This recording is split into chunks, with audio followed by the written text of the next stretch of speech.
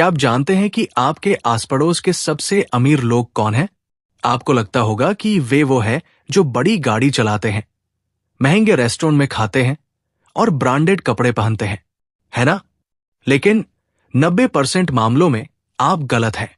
हकीकत यह है कि जो लोग दिखावे में अपनी कमाई का एक बड़ा हिस्सा बहा देते हैं, वे अक्सर अंदर से खोखले होते हैं।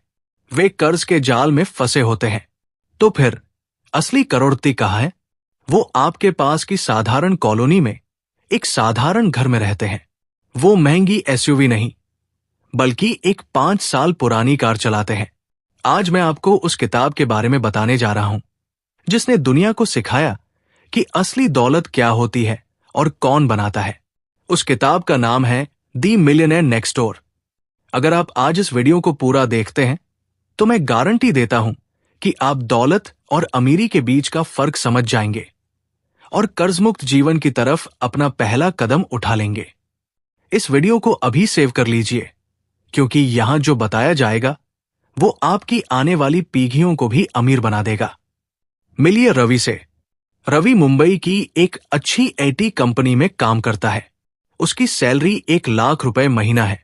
रवि हर साल एक नई आईफोन लेता है, दोस्तों के साथ महंगे पब में जाता है और एक 3 साल की ईएमआई पर नई सेडान कार चलाता है। उसे लगता है कि वो स्टैंडर्ड ऑफ लिविंग जी रहा है। लेकिन हकीकत क्या है? महीने की 25 तारीख को रवि का बैंक बैलेंस 0 हो जाता है। उसकी कार की ईएमआई और क्रेडिट कार्ड बिल उसके सिर पर तलवार की तरह लटके रहते हैं। रवि कमाता तो अच्छा है, पर अमीर नहीं बन पा रहा। क्यों? क्योंकि वो दिखावे की दौड़ में फंसा हुआ है। जहां रवि अपने पड़ोसी के दिखावे से प्रभावित था, वहीं द मिलियनेयर नेक्स्ट डोर के लेखक थॉमस स्टैनली और विलियम डैंको ने हजारों करोड़पतियों पर रिसर्च की और रवि जैसी समस्या को जड़ से समझा। उन्होंने हमें 3 सबसे बड़े सबक दिए जिन्हें अपनाकर साधारण लोग भी करोड़पति बन जाते हैं। आइए एक एक करके इन्हें समझते हैं। सबसे पहला सबक, जो दौलत की नींव है, वो है आप कौन हैं। पहला सबक, दौलत आपकी सैलरी से नहीं, आपके खर्च करने के तरीके से आती है। लेखक इसे एक साधारण फॉर्मूला से समझाते हैं। पॉ, प्रोडिजियस अक्यूमुलेटर ऑफ वेल्थ, और यूएडब्ल्यू, अंडर अक्यूमुलेटर ऑफ वेल्थ।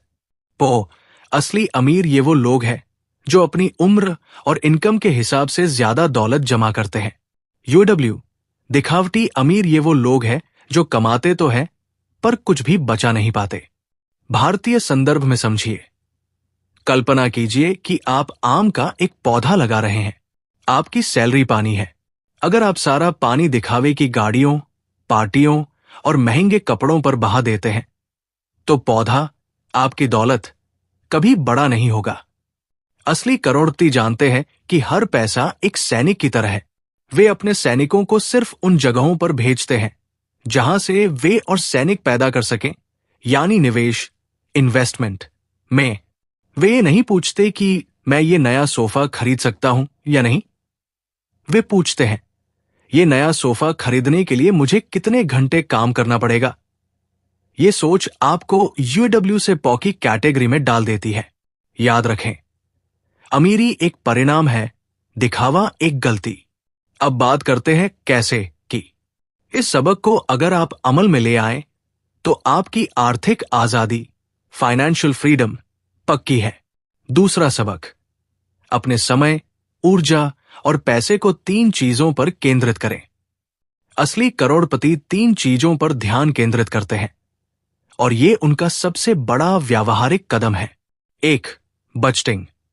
उन्हें पता होता है कि उनका एक एक रुपया कहाँ जा रहा है। 2, निवेश। इन्वेस्टिंग, वे अपनी इनकम का कम से कम 15 से 20% हिस्सा हर महीने निवेश करते हैं। 3, वित्तीय शिक्षा, फाइनेंशियल लिटरेसी, वे लगातार सीखते रहते हैं। ज्यादातर लोग सोचते हैं कि बचत करने के बाद निवेश करना है, लेकिन किताब कहती है पहले खुद को भुगतान करें। जैसे ही आपकी सैलरी आती है, तुरंत अपने निवेश खाते जैसे सिप, एफडी या म्यूचुअल फंड में अपना 15% हिस्सा डाल दीजिए। जो बचा उसी से अपना महीना चलाइए। उदाहरण के लिए, कंपाउंड इंटरेस्ट को साधारण भाषा में समझिए। ये वो जादू है जहां पैसा सिर्फ मूल राशि पर नहीं, बल्कि पहले से कमाए गए ब्याज पर भी ब्याज कमाता है। इसे ऐसे देखिए कि आपने एक टर्माइट, दीमक, पाल ली है, लेकिन ये दीमक आपके पैसे को खाती नहीं, बल्कि हर साल उसे दोगुना तिगुना करती जाती है। जितनी जल्दी आप निवेश शुरू करेंगे, इस जादू का असर उतना बड़ा होगा।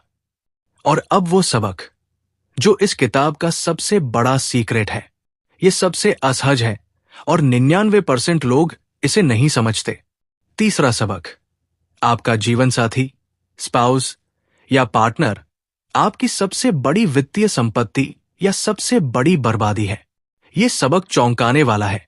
लेखक बताते हैं कि करोड़पतियों की सफलता का एक बहुत बड़ा कारण यह था कि उन्होंने ऐसे पार्टनर को चुना जो उनकी वित्तीय आदतों को सपोर्ट करते थे, उन्हें चुनौती नहीं देते थे।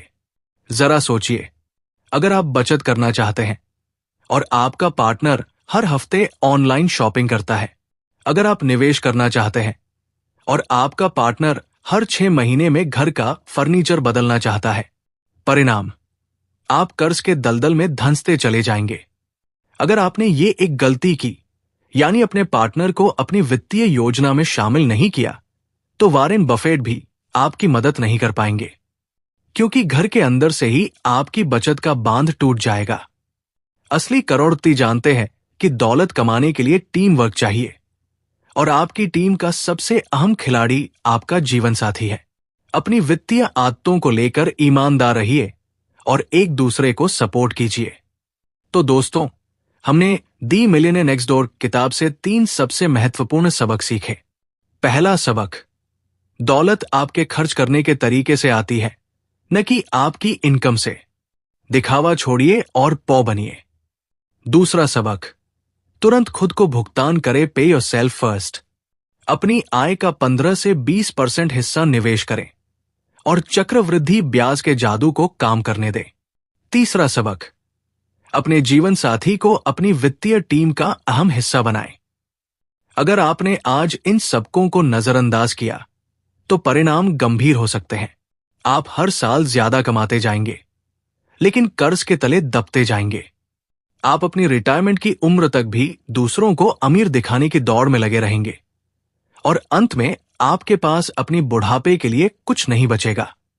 ये सिर्फ पैसे की बात नहीं है, ये आजादी की बात है, एक कर्ज मुक्त, फाइनेंशियली सिक्योर जीवन की बात है। अब फैसला आपके हाथ में है। क्या आप रवि की तरह यूएडब्ल्यू दिखावटी अमीर बनकर रहेंगे, या आज से असली अमीर बनने की यात्रा शुरू करेंगे? अगर आपको यह जानकारी उपयोगी लगी और आप चाहते हैं कि मैं आपके लिए ऐसी और भी बेस्ट सेलिंग किताबों का सार लेकर आऊं, तो इस चैनल को अभी सब्सक्राइब करें और हमारे परिवार का हिस्सा बनें। इस वीडियो को अपने उन 3 दोस्तों को जरूर शेयर करें जो दिखावे की दौड़ में फंसे हुए हैं। आपका सबसे बड़ा फाइनेंशियल मिस्टेक क्या था, जिससे आपने सबक सीखा? मुझे कमेंट में बताएं। मैं पर्सनली आपके जवाब पढ़ना चाहता हूं। मिलते हैं अगले वीडियो में। तब तक बुद्धिमानी से खर्च करें और लगातार निवेश करते रहें।